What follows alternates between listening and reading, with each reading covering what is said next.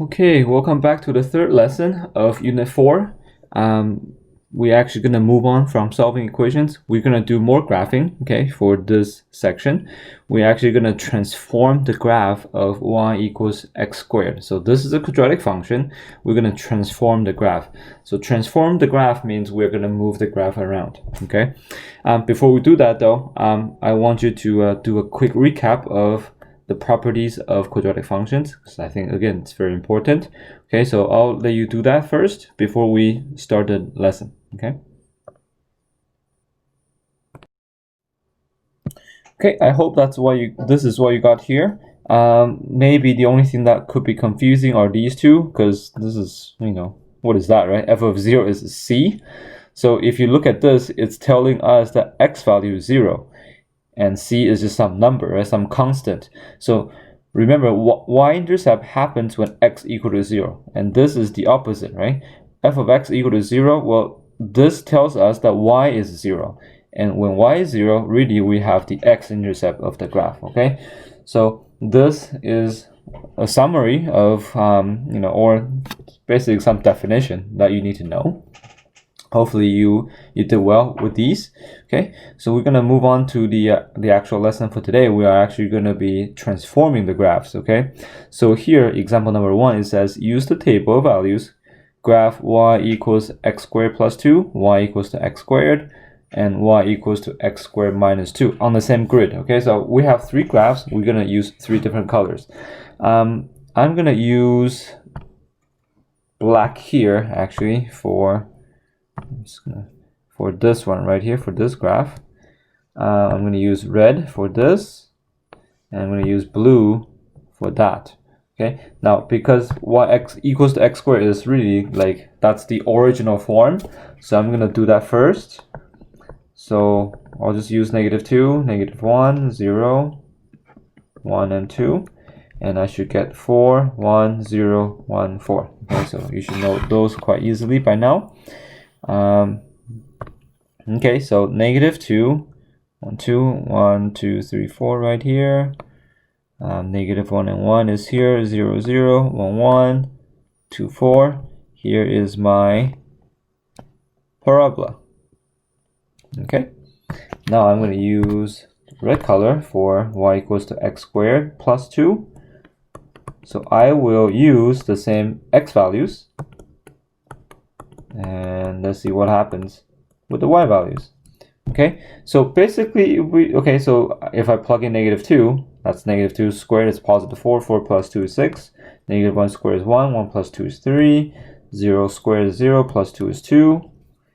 Wow, that's a cricket 3 and 2 there. 3, 2, and if I plug in 1, I get 3, plug in 2, I get, 6. Okay, so again, you can see it's still symmetrical, but it's just the location is a little bit different now. Okay, -2 and 6 is right here. -1 and 3, that's 1, 2, 3. 0, 2, 1, 3. Oops, not there. 1, 3 is here, and 2, 6 is right here. So here is the parabola. Oops, missed it. Like that. Okay, so that's the second one. The third one, the blue color one, y equals to x squared minus 2. Okay, -2, -1, 0, 1, 2. -2 squared is 4, 4 minus 2 is 2. That's -1 here, -2. 1 squared is 1, 1 minus 2 is -1, and I guess that will be positive 2 right here. Okay, so now I can plot -2 and 2, -1 and -1, -1 and -1, 0 and -2, 1 and -1, 2 and +2. So there is my third graph. Alright, so here are 3 graphs. What do you notice? Here's the question, right? It says, how does the graph of y equals x squared plus q. So really, these 3 functions, they are the same, except that q is different, right? Q is different because this one q is +2, this q is 0, and the third graph, q is -2.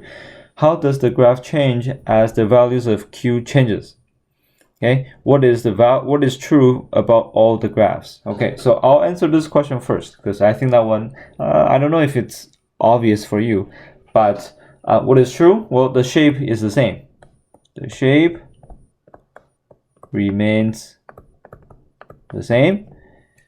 They're in fact congruent, okay? They're actually congruent. And what does that mean?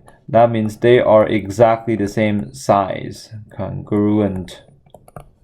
Okay, exactly the same size. They are not the same location though, right? They are not the same location, but they are congruent. They are exactly the same size. Now, I guess here's the question, then how does the graph of x squared plus q change as the value of q change?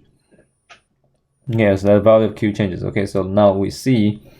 So from this again is the base because that's q is 0. Now, it seems like when q is positive, the graph moved up. When the q is negative, the graph moved down, right? When this is the red graph, you can see q is positive 2, it kind of went up by 2. You can see every single point is just 2 y values. The y values are just 2 units higher, right? This was 2 units higher than the black. This was 2 units higher than this point. This is 2 units higher than that point. This is 2 units higher, 2 units higher. So it looks like when it's plus 2, we just simply move the graph up by 2. Here, for the blue graph, this is x squared minus 2. And if you compare, right, you can see this blue dot is 2 units lower than that black dot right there, right? This is 2 units lower. Again, compare this dot with the original graph. It's 2 units lower, 2 units lower, 2 units lower. So I guess we can probably assume that q, the value of q, moves the graph either up or down, right? I guess if q is positive, it moves up. If q is negative, it moves down. Okay, so I'm going to show you this now. Okay, so this is on decimals. Here is, okay, so I'm going to move this back to its original position at 0, 0, 0. Okay, there we go, 0. So here's y equals x squared, okay? So now here, I guess I use, okay, so I use q in the notes, but decimals they use k, okay, that doesn't matter, okay? It's just a different variable, okay? So let's see what happens if I increase the value of k. Let's see if it's actually moving up, okay? So let's see, we're gonna make k, the value of k, bigger. And you can see as I scroll, or making the k value bigger, you can see, well, I guess it disappeared. The value of k, so let me go back here. You can see this is very negative. When I slide this slider to the right, meaning that k value is increasing, you can see the graph actually moves upwards. If I decrease the value of k, you can see the graph is moving downwards, like that, right? Up, down, up, down. Okay, cool. So I think we can make the conclusion right here. We can say that as the value of k increases, the graph moves up. Okay, so I guess that's what we can say here. As the value of k increases, okay, kind of froze there. Okay, now there we go. As q increases,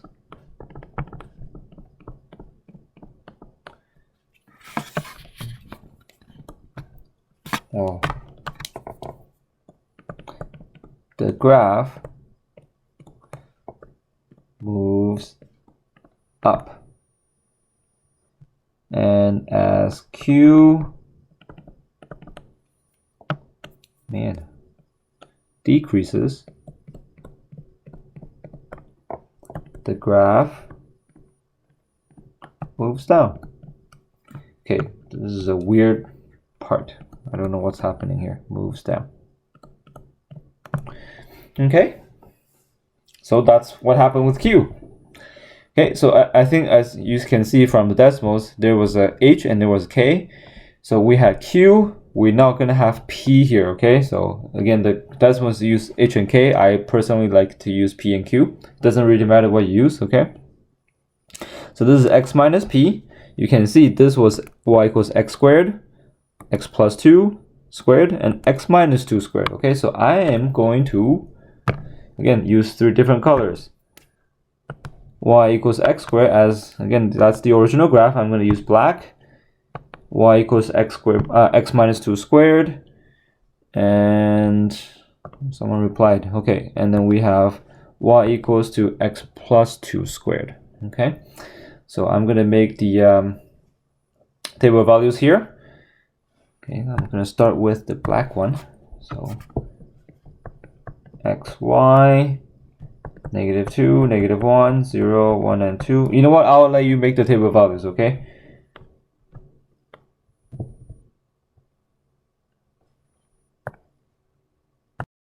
Okay, so here are the table of values that I have, and including the original X squared graph. Notice how I make the table of values a little bit bigger for these two other graphs. I included the +3 and +4 here, and for the blue graph, I included the -3 and -4 here. Okay, so I'm gonna now plot these two graphs as well. Okay, so red graph first, -2, 16. I can't do that. -1, 9 again. That's right here. 0, 4 is right. 1, 2, 3, 4 here. 1, 1. 1, 1 is here. 2, 0. 3, 1. And 4 and 4 right here. So here is my red graph. Okay, did you notice anything? What have you noticed? Okay, so previously this one was moving up and down. This one's moving sideways. You can see this red point right here, red dot, is really 2 units to the right from this one. This 2 units from that. 2 units to the right from that. 2 units to the right from that. Right? You see that? When it's X minus 2 squared, it's actually moving to the right. Okay, now let's check by looking at the blue graph here. Okay, so for the blue graph, I have -2, 0 right here. -1 and 1. 0 and 4. 1 and 9. Okay, and I went back. I go to -3 and 1, -4 and 4. Here. So here is my graph. This one is moving to the left, it seems, right? You can see this point is 2 units to the left from this original vertex. This is again 2 units left from that point, 2 units left from that point.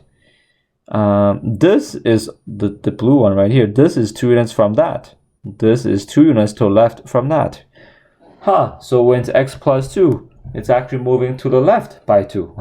Contrary to what we think, right? If you probably would think X plus 2, I'm probably moving to the right. This is X minus 2, I'm probably moving to the left. In fact, it's the opposite. This is moving right. Move right. This is move to left.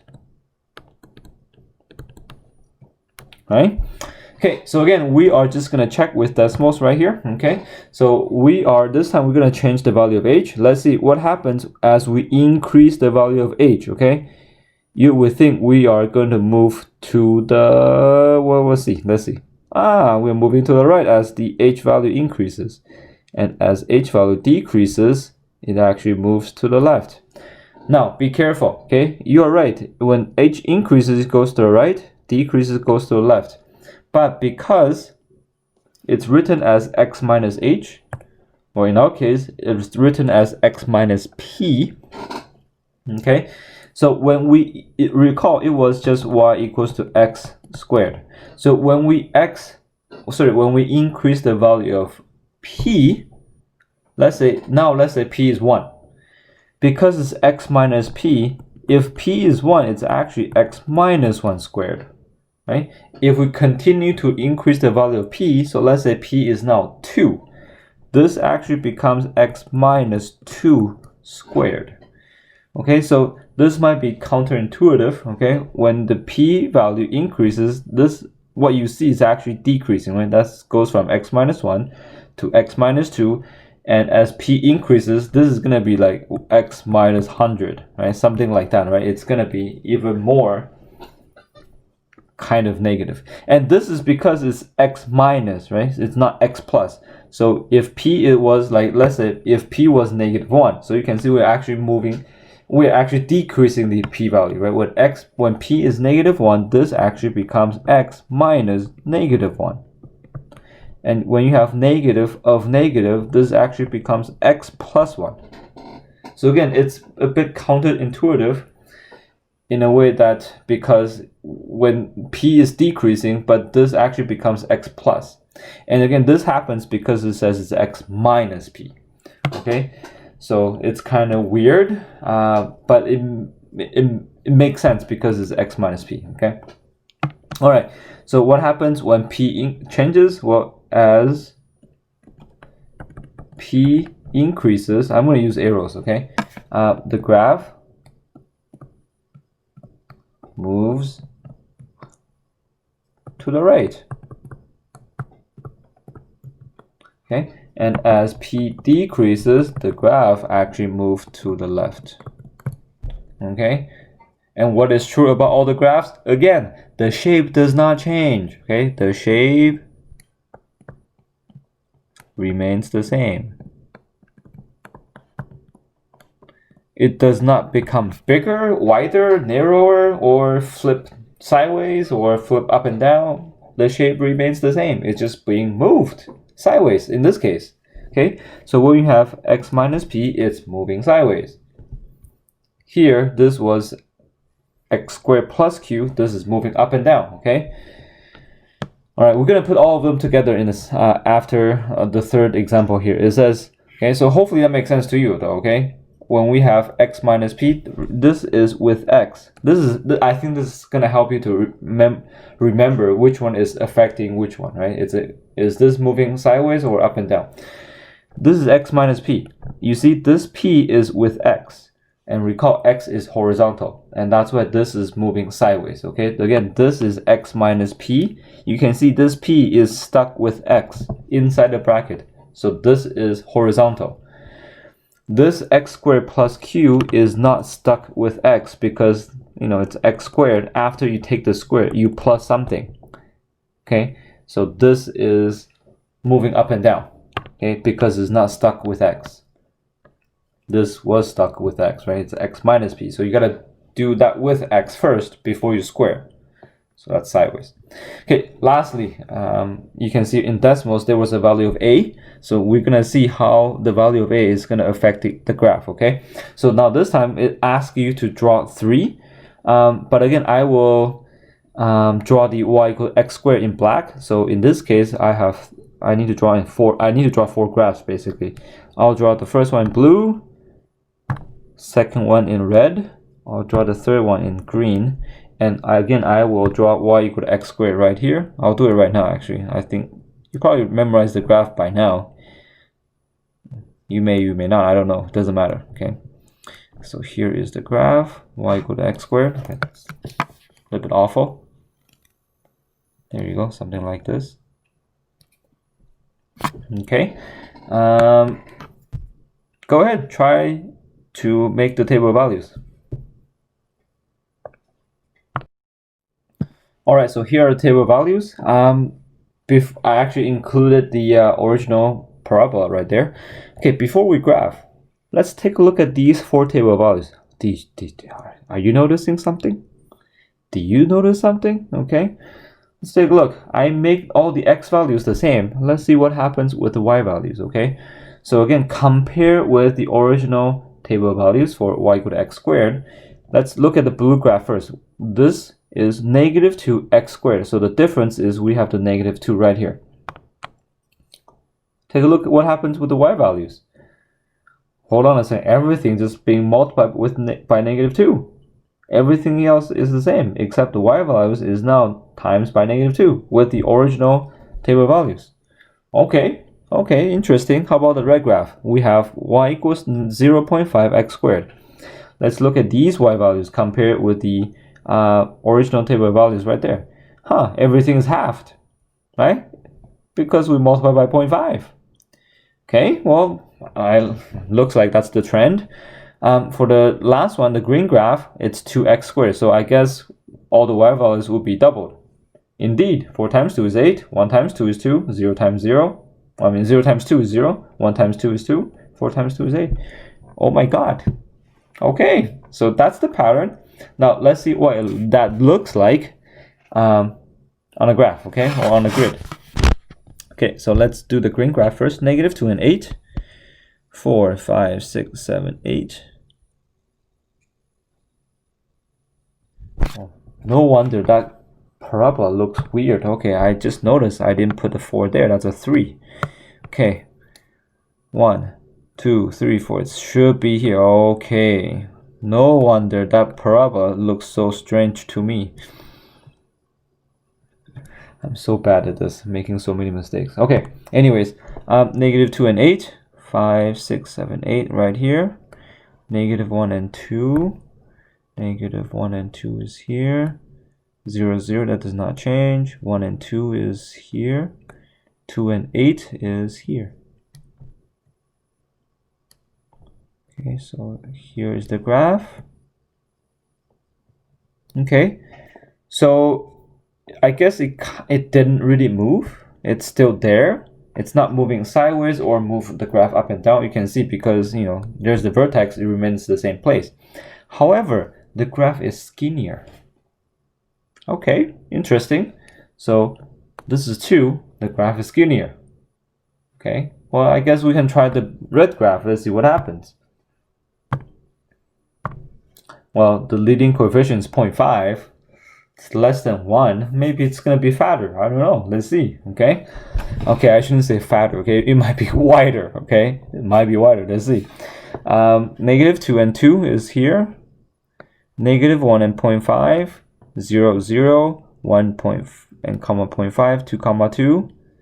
So that's what the graph looks like, I guess.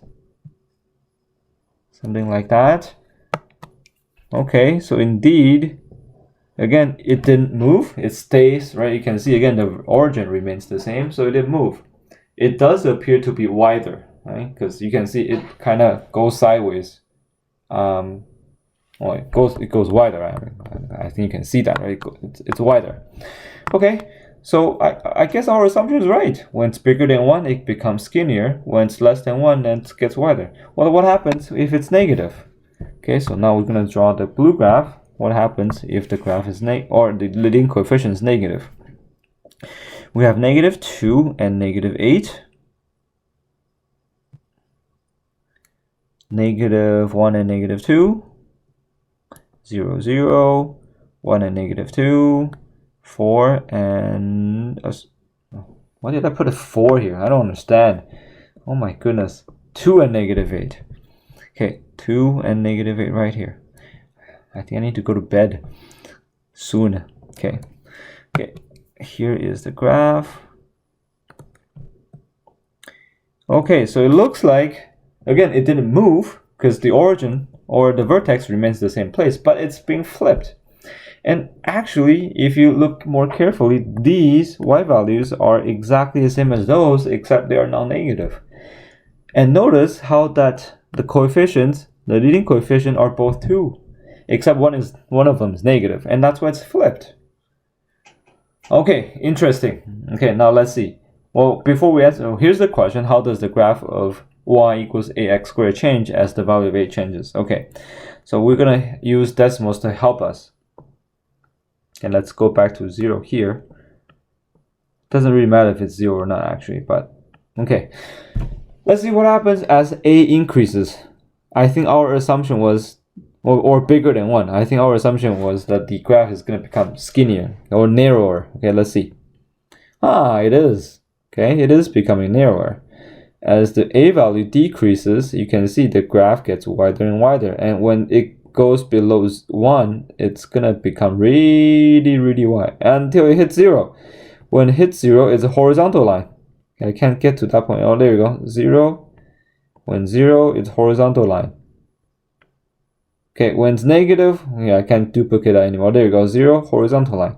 When it's negative, you can see it flipped over. And then as you get more and more negative, it becomes narrower and narrower and narrower. Right? Oh, wider, wider, and wider. Okay. So, let's go back.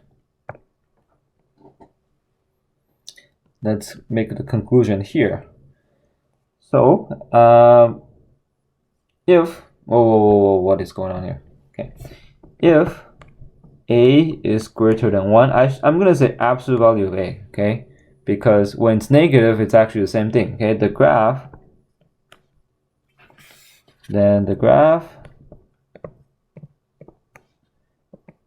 is narrower compared to y equals x squared. If absolute value a is less than 1, so between -1 and 1 basically, not including 0 though, okay? Then the graph is wider compared to y equals to x squared. If a is less than 0, then the graph is reflected over x-axis. You can see, right? When this blue graph was the case when a, the value of a, was -2. You can see it's being flipped over the x-axis, right? It's being flipped over the x-axis right here. When the absolute value of a, so again, let me show you. When the absolute value of a is bigger than 1,